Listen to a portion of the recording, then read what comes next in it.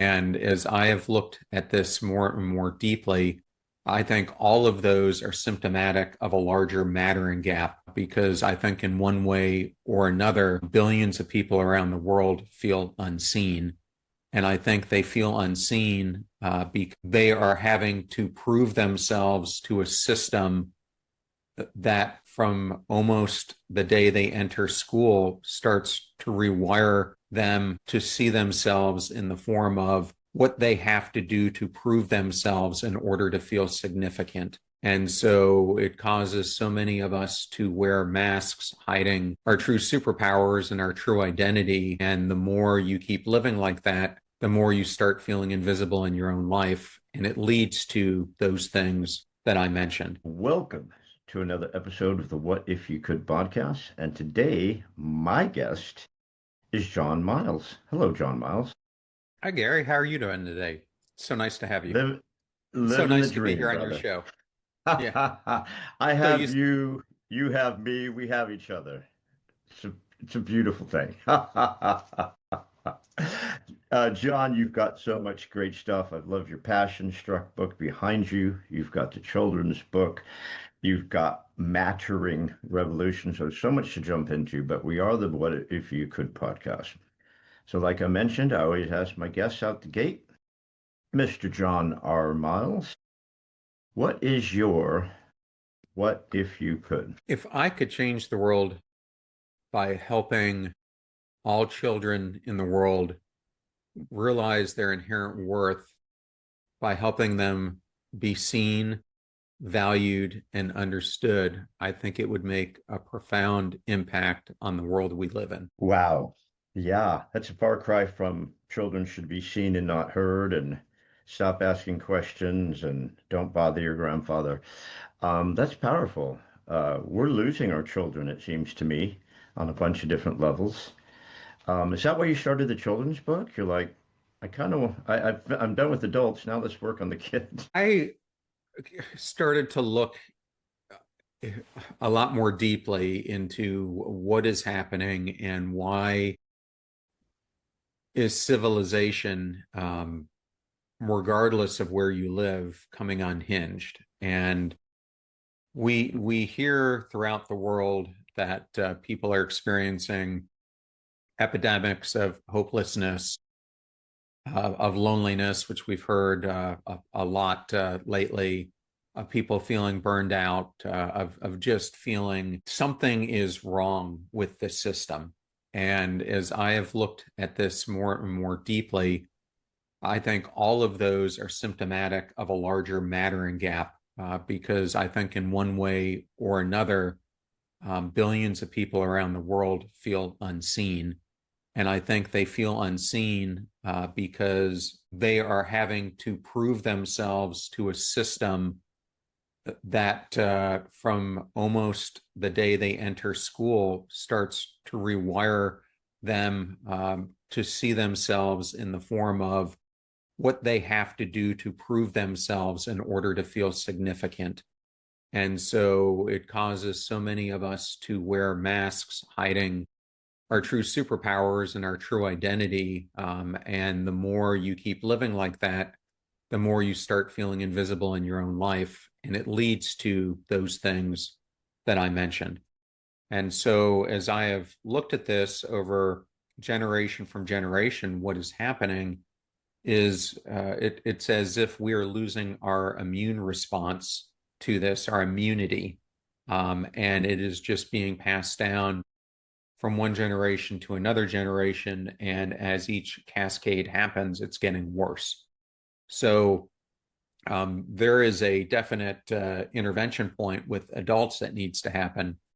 But when 40% of all high schoolers, according to CDC in the United States, are facing a chronic state of sadness or depression, you see that you have to start interceding long before that. And to me, based on science, the best time to start doing that is when kids reach kindergarten, first grade, second grade, because that is where their value system starts really getting formed. And so that is why I decided to write a children's book to start attacking this um, at children, but also with adults. Wow. Holy moly. Okay, you opened up just a whole ton of stuff there.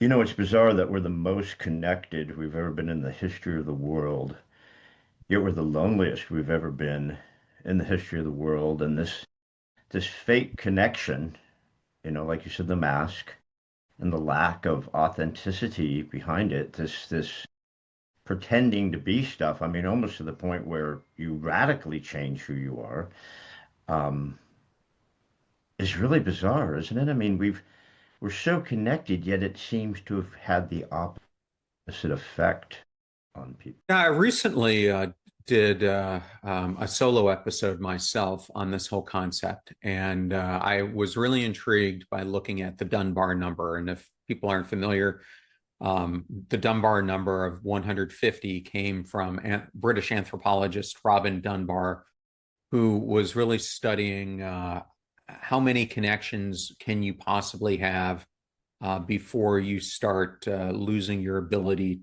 to have connections, and it really spikes at about 150. And I think what's happening in the world now is we're trying to live in a world where we're expected to connect with 8 billion people. We're expected to know what is going on all over the world, to have a thought on any natural disaster that's happening, any war that's happening, any civil unrest that's happening. And we are getting so saturated that we are losing our grip on our tribal nature. And that's where those connections are most important. And I was listening to um, a podcast the other day, and they were talking about how in the past, so many women, it was a post traumatic parenting podcast, and they were talking Hmm. about how so many women before they had kids in the past knew a ton about it because they were surrounded by family members and other people in their vicinity who had kids, and so they were much more um, close to it. Whereas what the two psychologists were bringing up is that many parents have kids, many mothers have a child, and it's the first time that they've ever really been around a child to have to care for them, and so they don't have that support structure and example structure that. And I think that is just a small example of a larger issue that people are facing. That's an interesting thing. And, I see so many people who don't want to have kids, so many women who don't want to have kids. They don't want to date because men are such children, and I don't want to, pigeonhole all men, but so many men are such children that the women have to baby them and let alone have a child, right? And so I've run into a lot of people in the area where I live where single women want to have kids on their own. They don't even want to get married and have a kid, but if they choose to have a kid, it's like they're going to do it on their own. And I think, what on earth happened? Like you said, that tribal, where we all lived together, we worked together, we ate together, we farmed together, we had kids together. You took care of my kid, grandma was there, the aunt was there, whatever. And yet now we just want to do things alone. And it's bizarre to me. We've lost that connection like that. Well, Gary, I think one of the things that is the cause of this is I feel as men we were trained to be useful, not relational, and usefulness no longer guarantees belonging. I'm not sure about you, but I was kind of brought up in a culture of learning to produce in order to provide, in order to endure, and then you suppress all your emotions. And that system worked when roles were clear and stable. But in this fluid, emotionally complex world we live in, um, I think more and more men don't know how to be with uncertainty, how to stay connected without control, and how to matter when they're not winning. And it's really an underdeveloped emotional capacity. Interested in your thoughts. Yeah. Well, the matter part is 100%. I mean, I think men absolutely don't believe they matter because they're told they don't matter. I mean, gosh, if you're me, if you're a 62-year-old white guy, you flat out don't matter. And the younger generation, even the younger kids, it's like, dude, we don't need you for anything. We don't need you to have kids. We don't need you to take care of us. We don't even need you to be a man. You can be whatever you want. And I think these young men are desperately struggling. And there's so few role models, really. I mean, if you look at it, I guess there's sports, but sports is such a, or whatever. I just think there's such a lack of role models for young men. And so they go online to find it, and that's about the worst place you can look to affirm yourself that you do matter. Well, it definitely shifts how men are perceiving themselves, because what is ended up happening is they're starting to look at men who represent themselves by dominance, instead of vulnerability, and we start feeling that in order to be strong, you need to do X, Y, and Z. Strength with heart is what we really need to be focused on. So it changes that false binary that men must choose between strength and compassion. And I think so many men think that they have to be strong and they can't be the other side. And it's that false binary that I think makes it so confusing for so many. Yeah, I think at our core though, I think most men want to be the provider, they want to be the husband, they want to be a, a good father for their children. They want to be empathetic, they want to love, they want to be open. They want to, and the weird dynamic, kind of like what I talked about earlier, is kind of weird dynamic. Although social media and the younger generation are so connected, but are disconnected. Yet I think the younger generation seems to be able to share more. They're able to share more than the older guys did. But I don't know if they're sharing in the right way. But I think men do want to be provider. I think men do want to that traditional, I don't like the term traditional, but that traditional role, I think is desirable for most guys. But I don't think they have a lot of role models in which to do it, except like you said, the over aggressive. And if you want to be a man, you have to be, you can't hide your emotions and things like that. But I don't think at our core, at our soul, we really want that. No, I think boys learn early, and I feel like I learned this to don't need, don't feel, don't ask. And that produces independence, but it also produces, as you've brought up, isolation, because we've trained men for certainty in a world that now requires attunement.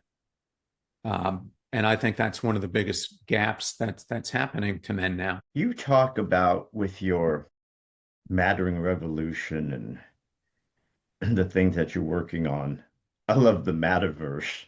The mattering verse is awesome. But you talk about loss of meaning, belonging, and self-worth. And boy, I just think self-worth is really struggling right now. I think people are really struggling with self-worth, um, to the point where it's almost dramatically changing them at a level we may have not seen before. I mean, if you're willing to change so many dramatic things about yourself, I think we have to take a real strong look at that. Yeah, I know for myself, I think we're best positioned to serve the person we once were. And I had a very successful career. And in fact, I was a person who, in many levels, was trying to create a architecture of success in my life. But for me, that success meant that I was constantly having to to prove my worth. And so as I rose from the Naval Academy to becoming an officer, and then went into the civilian world and started my progression of position to position. I found that I was an architect of processes and systems and um, employee betterment, and I had built multi-billion-dollar portfolios for Fortune 50 companies like Lowe's and Dell. And on paper, you would have seen me as the definition of all in. I had the income people die for. I had the C-suite title. I had the global influence. But what I realized along the way was that that very system that I was working in was erasing my self-worth every single day that I was coming to work. And it was like I was building a cathedral on a swamp. And so one of the messages I'm really trying to bring to bear is stop being an architecture of success and start becoming an architect of significance. And this cathedral on a swamp is an eye-opening metaphor, because so many of us, I think, are trying to build monuments. And to me, it's an interesting thing to look at those who have come before us. If you think about the people who were building the Great Pyramids, or those who were building the Great Wall of China, or many other things that have been built, oftentimes they went into this realizing that during their lifetime, they would never see the completion of the project. Yet they knew what they were building was of significance to the people who came after them. And I think so many of us today want to build the monument during our lifetime. We want to create the strategy, create all the walls to it, implement the whole thing, and then worship ourselves in the results from this monument. But any monument I know, look at the Washington monument. You can't really live in the monument. It's not going to really bring you a lot of shelter if times go bad. And so I think we need to start building houses that are going to outlive us, rather than monuments that are built upon our personal needs, and start serving the world more. I love John Maxwell talks a lot about success or significance, significance or success. Um, but you're kind of doing that, but a different sort of foundation. You're maybe not the physical building of stuff, but I think you're with what you're doing with a lot of stuff that I've read about you is that you want to build a foundation of people, and you want to help people with their foundation, which will then spread further to help more people build their foundations. Maybe not the physical homes, the physical edifices or structures, but the foundation of people, to where you're reaching back into them and saying, you do matter. Let's take a deeper look about what you want and what matters to you, not what matters out to the world, what's going on out there.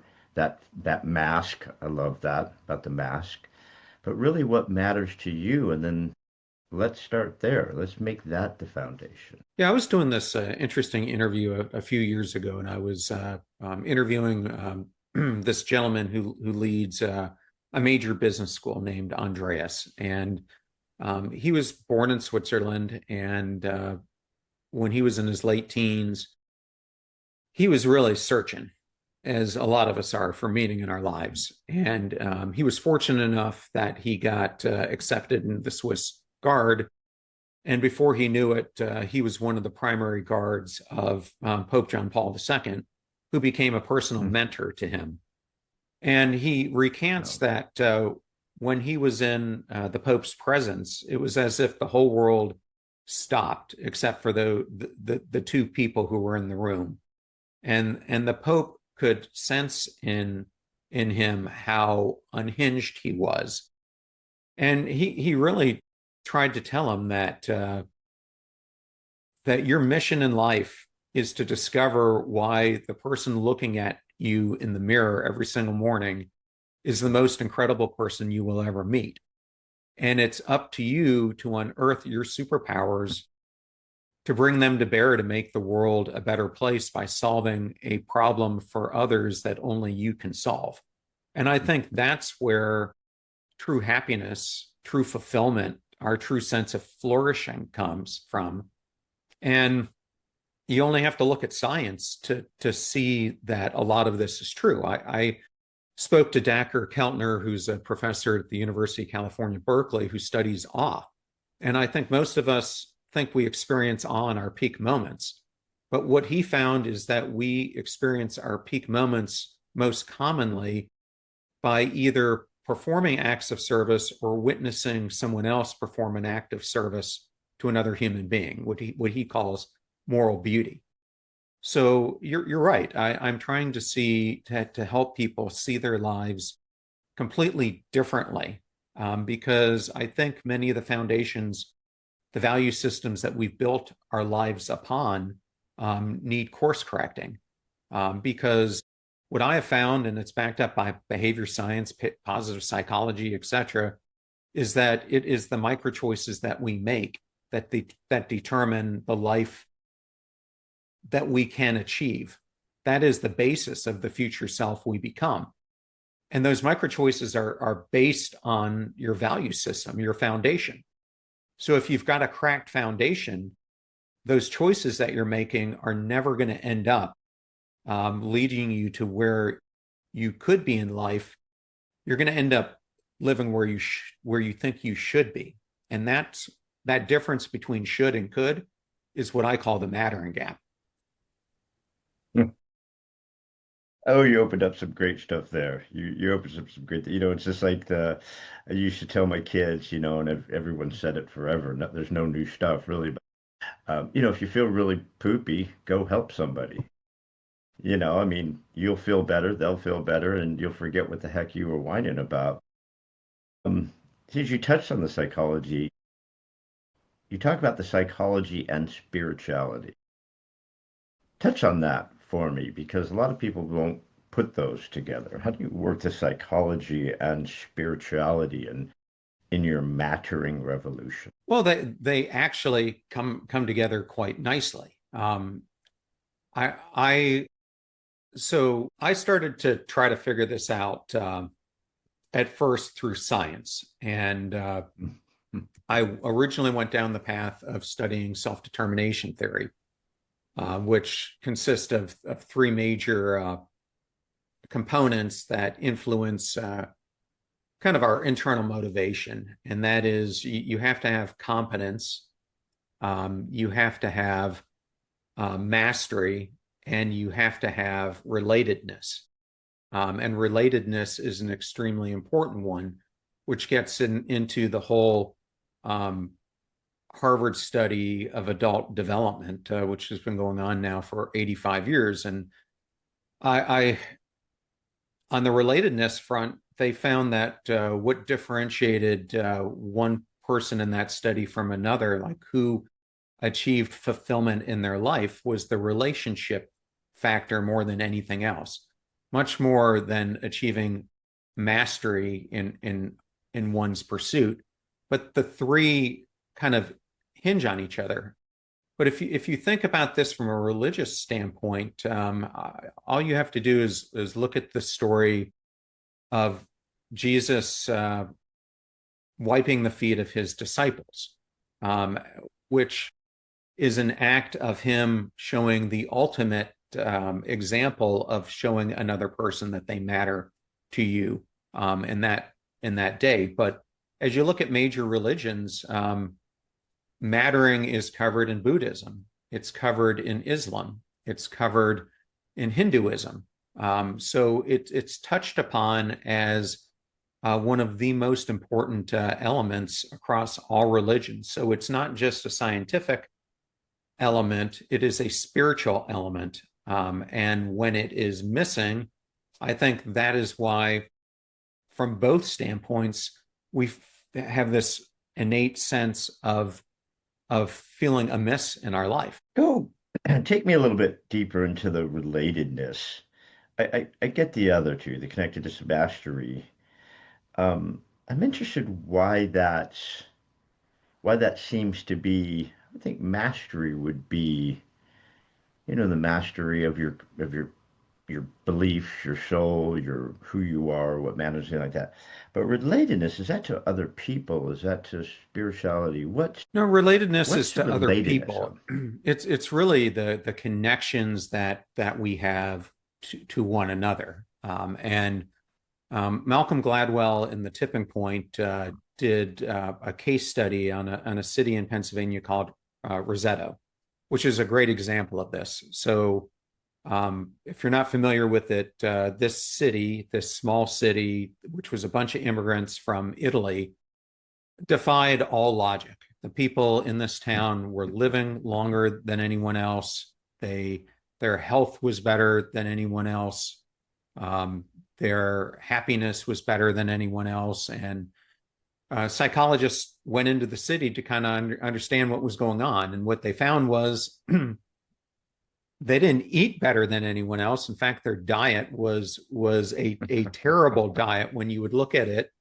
Um, but what they found was there was such a strong social undercurrent that it was the typical thing that so many of us grew up in. Your Sunday meal, um, you might have a table that fits six, but you probably had 20 people over at your house. And I know growing up, for me, like Sundays were filled with football and other things, but the house was always full with friends and relatives. And now I think so many of us, if you look at our Sunday tables, it might be one of you, it might be two of you, um, but that whole connection piece is gone. And if you look at Rosetto, what happened is after a while, people started moving out of the city, and they started moving into larger cities. And what ended up happening was the elders who were cherished were no longer taken care of.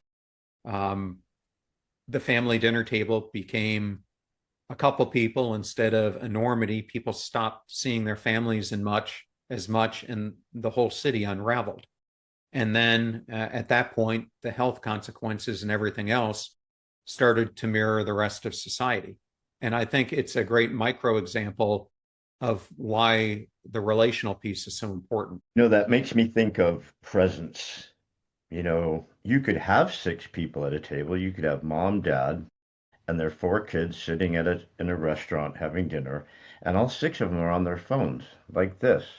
And they're all sitting there together like we used to, but none of them are present. They're not as connected as we are. We're not present with each other. It's like sometimes you're sitting there having a chat with someone and they're not listening. They're just waiting for you to stop talking so they can jump in and tell you what they think, right? There's not that connectedness. I didn't grow up with a big family. I didn't grow up with any family. I was a latchkey kid. But but my uncle, when my mom used to send me to my completely insane uncle, who I adored because he was completely insane, he had family and they did events and it was just so amazing. And then we were fortunate enough to travel a lot to Europe, and you go and you stop somewhere along the road and you have dinner at someone's house. They have a little they just serve dinner at a little restaurant, whatever. And that community, eating has become something that we force down while we're doing something else, right?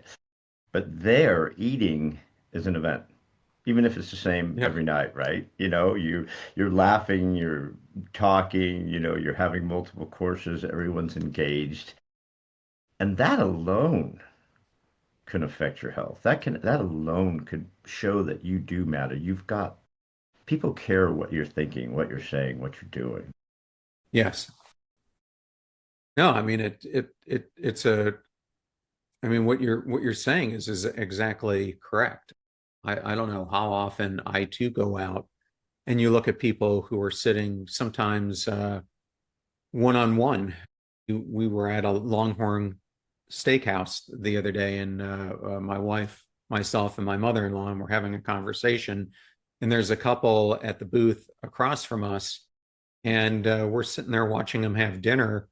And about three-quarter of the conversation, they're both on their phone, just staring down in their own world, not even acknowledging each other.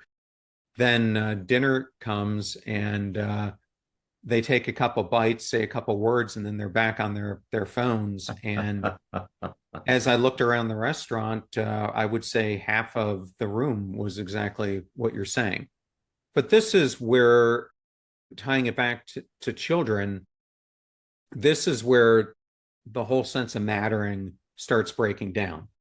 Because when we are not feeling from a relational standpoint that we matter, I think we inherently stop showing it to others. And it only takes you so many times that your kindergartner is going to come to you saying, look at this piece of art. And we've all seen those kindergarten pieces of art that I've created. Or let me tell you about, what happened on the playground. And if the parent is on the phone, if they're tuned out, if they're not paying attention, there are only so many times that a child is going to go to their parents before they realize um, that they're just a nuisance and that they don't matter. And I think that's the beginning point in our homes where we start learning this, and why it was so important for me to come up with a project that gets both the child and the parent to start thinking about this, because anyone who reads a children's book knows it's not just the child who's reading it, it's the adult. So if you get them both to start realizing this, it starts having an impact on both the child and the adult. I love that. When I used to pick my kids up from school and my wife would pick up my kids from school, they didn't have phones back then until later, like they're, I think 15 and 16 is when they got their first phone. But that time picking up from school, turn off the radio. And how was your day? What was going on? Is that dude still flicking boogers at all the girls? Or, I mean, what's going on? You've got this cone of silence, like the Get Smart cone of silence, and it's you and the chief, and you've got your child in there. And that's time that, although you're driving, you shouldn't be distracted. But even if you could grab time here and there, because everybody's so hectic, you could always grab time. And I remember we always read to our kids at night, always. I mean, our house was full of books. And to this day, my boys comment on that. And then they both read to their kids, when they put them in bed at night. Because we're losing that connection, we're losing that time. So I love that you put together a children's book. Because, like you said, the parent is reading to the child. There it There is. it is. You mattered, Luna. You matter, Luma. Yes. I love it. I love it. And it's just, it's so crucial. It's so important for the child's mind. It's so important for their growth to see words, to see pictures, to spend that time with mom or dad or grandma and grandpa. Um, as it really is the foundation, right? I mean, that you really do need to start there. Yeah, and I think you were talking about these opportunities we have with our kids when we're in the car or things like that. And I think a lot of us end up asking questions that end up resulting in one word answers. And so I think it's a great opportunity to shift the conversation and ask questions like, who made you smile today? Um, was was there a moment, like I have one in here, what's something you did that made someone happy? Um, who who could you share a kind word with or a hug with tomorrow? What's something that someone did on the playground that made your day? Things like that, and questions like that really change the whole conversation, and they invoke not only a longer response, but a different way of you having the opportunity to engage with your child. Well, then it also goes back to your mattering. I mean, when you ask someone, you're showing that they matter. You know, you care about their opinion, you care what they're thinking, you care what's going on in their life. You're asking them something. You're just not listening, distractedly listening while they're yapping away, or going to the stop asking me questions thing that a lot of parents we all did, you know, when they're little, in their ankle Yeah. biters. But just that asking makes someone feel seen and making them feel like they matter. It's huge. I mean, that's where it all starts because from my research, there's really a framework to this. There's personal mattering, the feeling that we ourselves matter, but then there's relational mattering, the feeling that someone else is making you feel seen, heard, valued. And then there's an emotional component to it that when that happens, you have an emotional result that happens. And then that emotional result is what creates an impact or a ripple effect of this spreading. But if you yourself don't feel like you matter, you're likely not telling anyone else that they matter. And so it starts this um, closure of the circle where you're not getting that reciprocity back. And so that's where the breakdown starts happening. And the unfortunate thing is for so many of us, it's not happening in one place. It's happening in our family room. It's happening in our relationship at work. It's happening in our relationships with our friends groups. It's happening in our relationships at church. And for many people, it's happening in intimate relationships, like that couple I talked about who aren't even conversing anymore. You know, that's so true because if you don't feel self-worth, if you don't think you matter, then the likelihood of you asking for help, the likelihood of you asking for connection, the likelihood of you asking for intimacy, the likelihood of you asking for ready or asking for just asking. If you don't think you matter enough to get the things you want in order to ask for them, boy, that's a tough rabbit hole to get out of because it's just a spiraling down. You have to break that cycle of feeling that you matter enough to even ask for what you want. Well, and the tragic thing about this is I don't think this is a new concept. I think it's just one that is starting to get attention.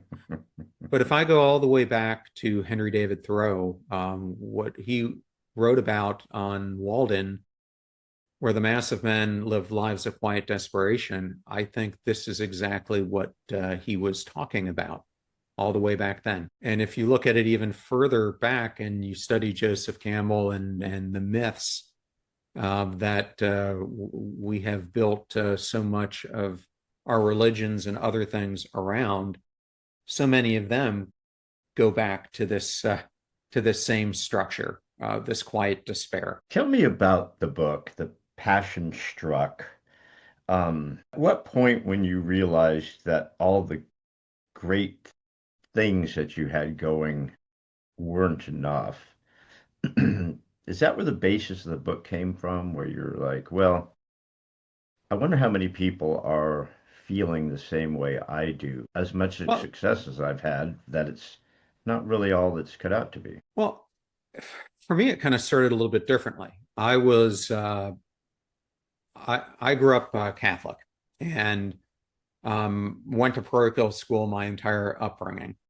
But during that entire time, I don't think that I was ever really taught to read the whole Bible end to end. You tend to get the cliff notes or what Rome is programming into the monthly calendar, and that tends to be what you hear, and so many of them get repeated because they cherry pick the stories. And so I decided I wanted to really do a deep dive when I was in my early to mid 30s, and I started to take this series of courses that I don't know if it's offered outside of the Methodist religion, but that's where I started to do it. It's called Discipleship One, where you do 34 weeks of the entire Bible. Then Discipleship Two is 34 weeks of the New Testament. discipleship 3 is 34 weeks of the Old Testament.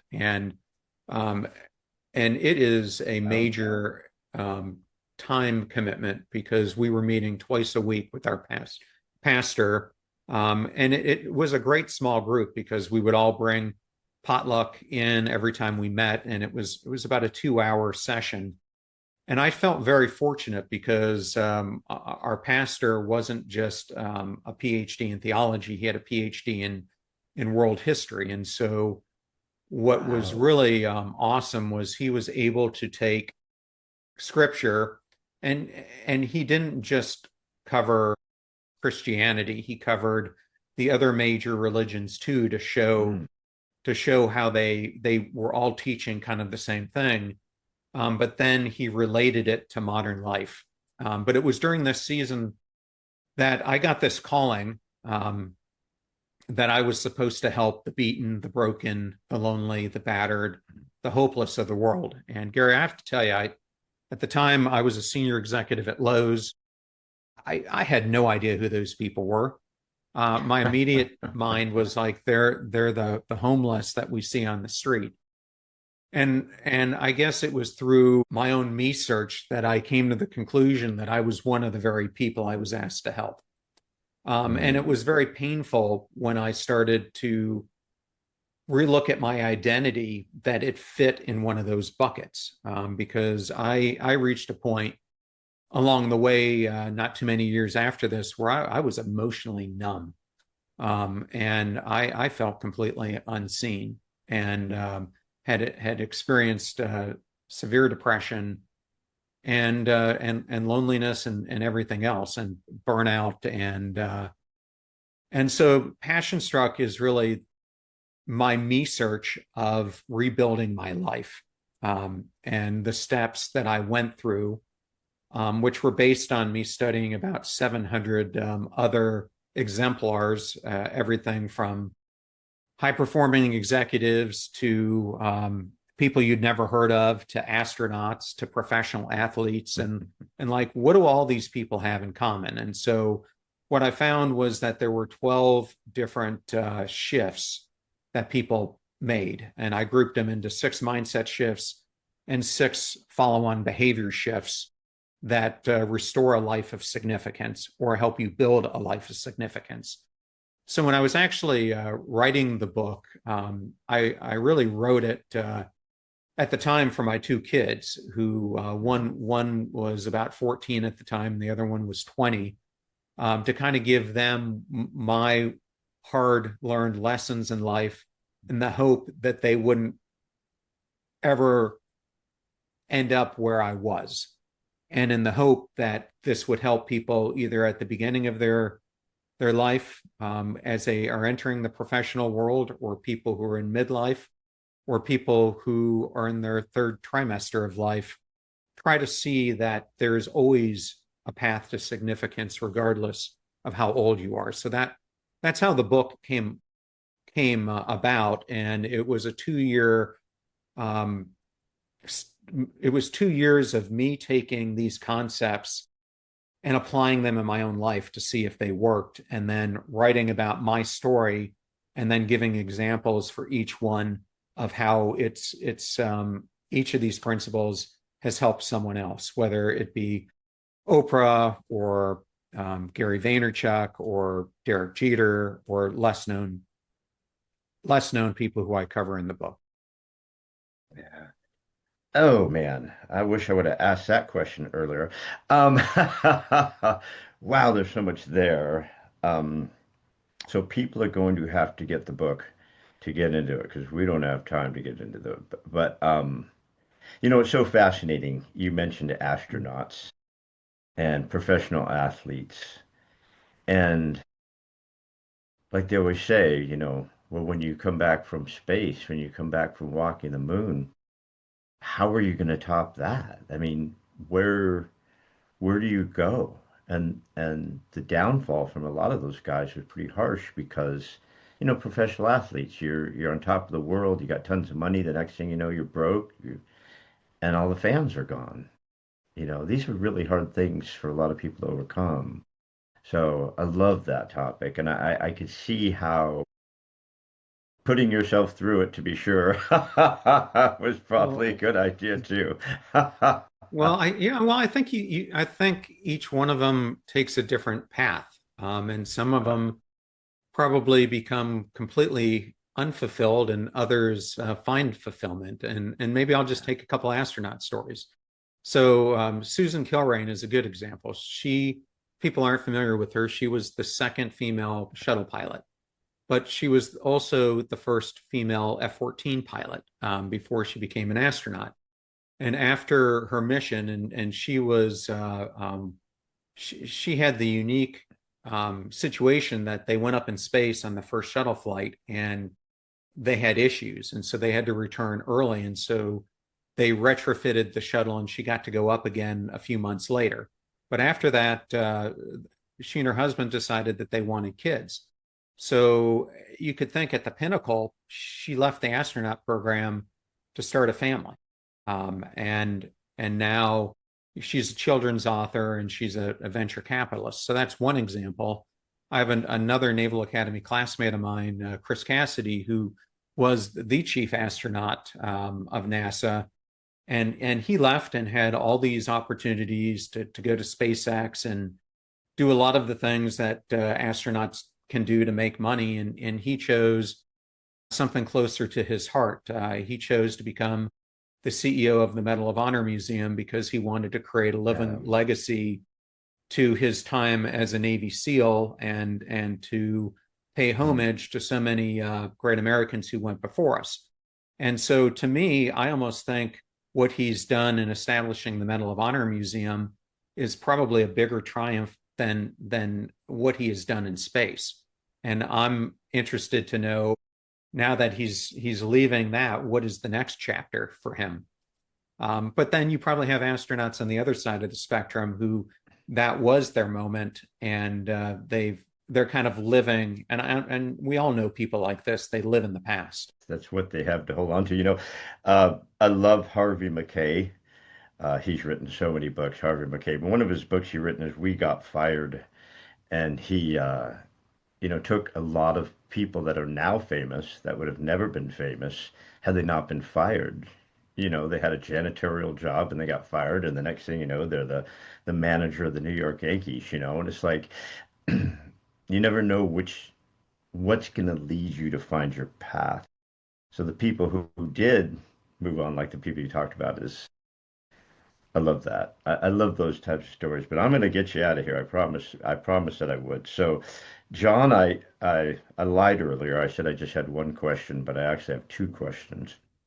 I like to ask my guests the "What if you could" question at the beginning. But before we leave, um, I want to ask you one more question. Um, is there a thought? Is there a message? Is there a belief? Is there something that means so much to John R. Miles that he wants to leave with us before we get out of here? What's that one thought you'd love to leave us with? So I developed and have been using a core belief wheel for decades now. And it has served me so well that I put it on my Substack, and I put it on the Passion Struck website. And it's a core belief wheel that you can go to of mantras that I have used to guide my life and all seasons in it. And it happens to be on both the website and my Substack one of the most searched pages out of all of them. So if you go to theignitedlife.net, you will see the belief wheel there, and you can go take it, and it has a link to download it. And I can't tell you how many people have not only downloaded it but implemented it, and have gotten back to me about how much it has helped them reorient their own value systems. So and I will use that to just mention someone who I have a lot of respect for, and that's Marshall Goldsmith. And I had the chance to interview Marshall about his book, The Earned Life. And I asked him, after all these years and all these conversations with top leaders in the world, and if people don't know who Marshall is, he was probably the number one executive coach in the world. Um, he told me that if you want the earned life, you have to master how do you connect your value system to your short-term ambitions and your long-term aspirations in a way that your choiceology starts lining up with them. And that's how you create the earned life over time, which is I know everyone knows his book, "What Got You Here Won't Get You There," but I actually think the earned life is actually a better book. Choiceology. I love that. I love that. There's a great podcast called Choiceology too, and I'll have to look that it's up. all about behavior science. My good golly goodness, I could talk to you for hours, man. You fascinating. You've got so much there. Guys, we've been blessed with a moment in time with John R. Miles. He's a transformative leader, best-selling author, founder of the Passion Struck global platform, igniting Mattering the Revolution. He has the book-selling book, Passion Struck. He's working now on Matterverse.